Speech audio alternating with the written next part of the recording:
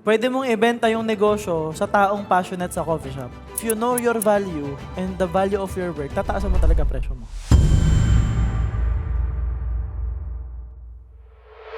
Ano, sanay kayo ako na lang lagi nagsasalita? Question share. Lahat sila puro gratitude lang eh, no? Baka meron gusto magtanong. Ayun! Yes! Hello, Guys, good deep evening. transformation. No? Hindi nagkataas ng kamay ang dati. Hello, good evening. Ako naman is, yan, more on gratitude tayo. No? Punta tayo sa about business naman. Yan! Actually po, yun nga, nasabi ko rin na may coffee shop na ako, no? Since 2 years ago, hanggang ngayon, meron pa naman siya. Kaya lang, after the SB Lead, na-realize ko na hindi pala yun yung gusto ko. Pero, yun, syempre, andyan siya. Gusto ko lang i-justify yung feelings ko. Yun na. Currently, may problem talaga kami sa coffee shop namin. Mas mataas yung OPEX niya versus dun sa sinesales niya. Then, yun, nagdadalawang isip po ako kung dapat ba i-close ko ba siya or parang... Sell it. Yeah, Sell the business. You don't close. You sell. Ang tawag doon is acquisition. Pwede mong ibenta yung negosyo sa taong passionate sa coffee shop so that you won't lose anything. Ayun. Usap tayo. If it's a good price, bibili namin yung coffee shop mo. If it's a good price. Tingnan natin. Ha? I-present mo kay Jeff. Okay. Kami ang magsasalba. Okay. Wala tayong attachment. Kami na may-ari. Sige po. At ang tawag doon is business acquisition. Ito ba, gusto mo i-acquire? Pag-usapan na, sabi niyo, hindi nga sure, real estate nung focus nung ako eh. Right? But the bigger question is, let's not talk about subtraction first. Bago natin isara yan, o bago mo ibenta yan, bago ka magtanggal, anong kapalit? Ano yung gusto mo? What do you want, Vina?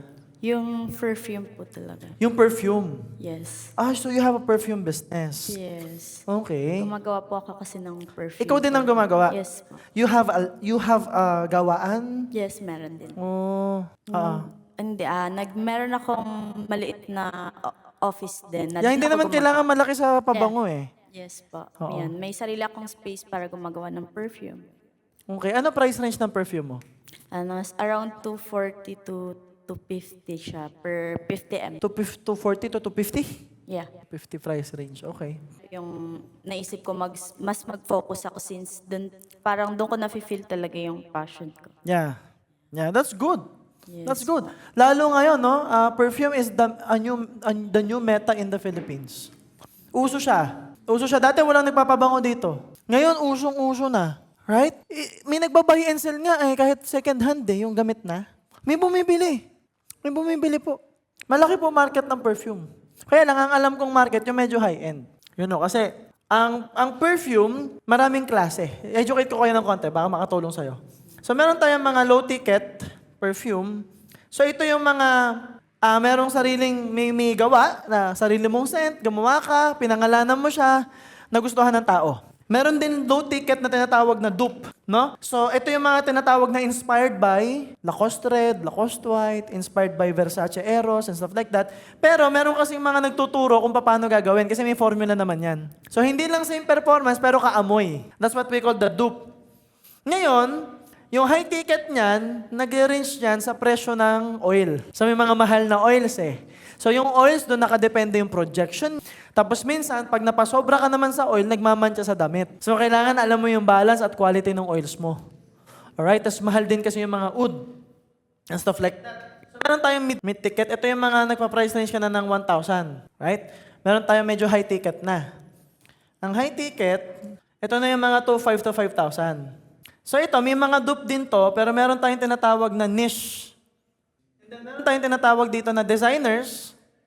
So ito na nga yung Louis Vuitton, Versace, Bulgari, and stuff like that. Meron pa tayong tinatawag na niche and ultra niche.